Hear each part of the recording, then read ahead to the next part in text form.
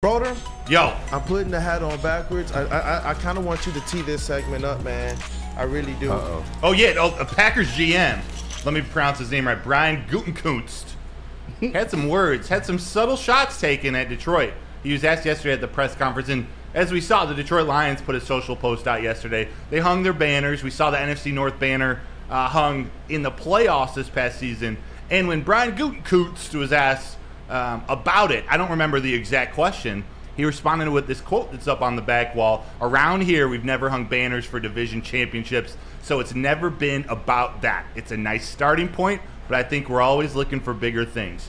To me, this was directed right at Detroit, saying, oh, you guys can hang whatever banners you want up. We're playing for Super Bowls. You guys keep enjoying your championships. Is that how you guys took it? Oh, I definitely took it as a shot. You already know, man, and I'm so glad that it's somebody else other than my bro over here, Mr. Flannel, that we get to actually we get to talk about, man. That we get to talk about. When he was asked specifically about chasing the Lions, and you can tell that the Lions, they absolutely got under the skin of the Green Bay Packers this year. How do you not? When they look, you're gonna lose games, but they didn't just lose when we went to Green Bay. We dominated. We took over their stadium. We did the post-game sitting there. Our fans were all over that stadium. So I can tell. I can understand if you're a little bit, you know, let's try and diss them. Let's try and have something to say about the Lions. Let's try, you know what? There's no saving what happened, and there's no saving you from what's about to happen this season as well. The Detroit Lions aren't going anywhere. All I've heard all offseason from our division opponents is crying, whether it be the Bears, whether it be the Vikings, whether it be now the Green Bay Packers. Just shut up, take your medicine, because the Detroit Lions are on top. That's just where we are. I don't give a frick about the banners you think you do or don't hang. That banner represents the fact that y'all didn't get one. Like, that's where I'm at right now, man. Detroit Lions, man. They're not going anywhere. I'm so confident in what Brad and Dan have built, man. You know, it's funny that you mentioned Vikings fans, because they're the only ones that I really have a huge problem with. They were really crying hard. I will say this, and Kool-Aid, we have to be a little bit fair, because you're 100% right about the Lions going to Lambeau Field and taking over their stadium. But the Green Bay Packers returned the favor and came to Ford Field on Thanksgiving and beat us. So, but ultimately, the Lions have the ultimate bragging rights because they won the division and the Packers made the wild card, which was a successful season in their own right, given what their expectations were. I look at it as, if you're the Detroit Lions, use it as bulletin board material. I don't know how real bulletin board material is. You guys played sports in college. I mean, you guys tell me, because to me it doesn't really mean a whole lot. But to you guys, is bulletin board material a thing?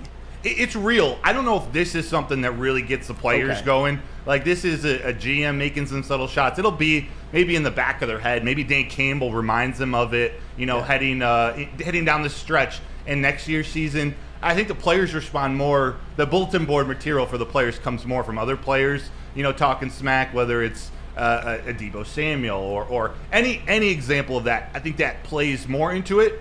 This is more because it came from the GM. It's like Brad Holmes taking a shot at another NFL team. Like, he doesn't care about that stuff. He's worried about building the team. So for this guy, for Brian to have Detroit so stuck in his head, living rent-free in his head, that just should make us in Detroit, us Lions fans, just feel good. Like, okay, they're salty already. One NFC North championship, and this is how they're acting? Wait till we put up 2 or 3 in a row. Oh, my gosh. And I can't wait. And you know what? To me, it doesn't feel like just talk. Like, I really believe that this is the Detroit Lions and that they're here to stay. The Green Bay Packers, you're going to have a lot more comments to say, because the Detroit Lions aren't going anywhere. This team is built for longevity. It's built for success. This is exactly what we saw last season. And when we hear, and we're going to talk a little bit more about Brad and Dan's comments at the Combine, but they're building this thing to be able to bring back and to be able to enrich their players that have already terrorized you guys. And you know what, Flannel, to your point, yes, they did beat us on Green Bay. You know what? Losses happen. Losses happen. And I truly believe that if they ran that game back, I don't think that they lose that one.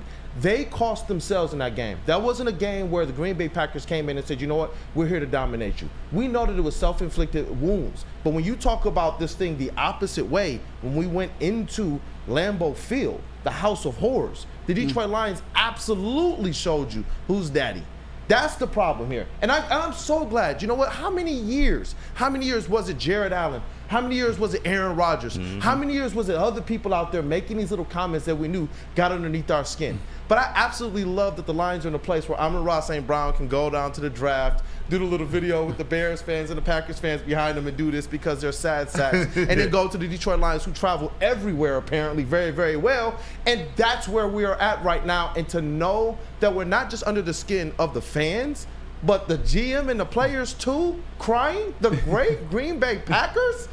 You don't take Lambeau off your field right now, man. Take it. You don't deserve it. They don't deserve come it. on. Yeah. Well, they kind of deserve. I mean, they've dominated the NFC North. Well, and that's where the next point I want to make. And I'm not even. Some people might not like it, but I'm really not saying anything that I think is controversial.